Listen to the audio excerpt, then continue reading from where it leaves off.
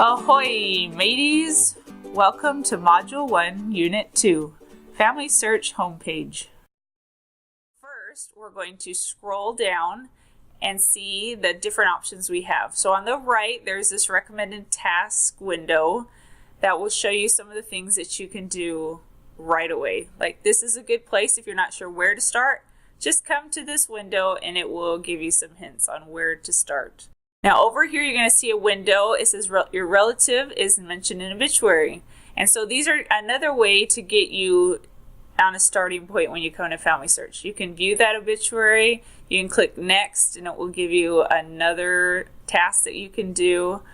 Remember your ancestors with a fun family activity, and there's just all kinds of things that will just pop up.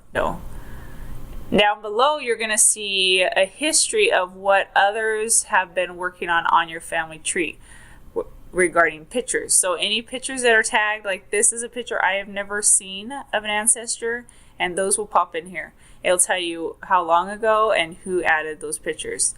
On the right, these are the people that I have looked at and worked on, and so those will appear right here on recent people. So say you were working on family history and then you stop for the night and you need to get back on, but it's been a few weeks and you don't know where you finished the last time, you can come here and see what person you were working on. Now at the top, any messages that you have sent to somebody, kind of like an inbox, will be up here under messages if you want to volunteer to help others.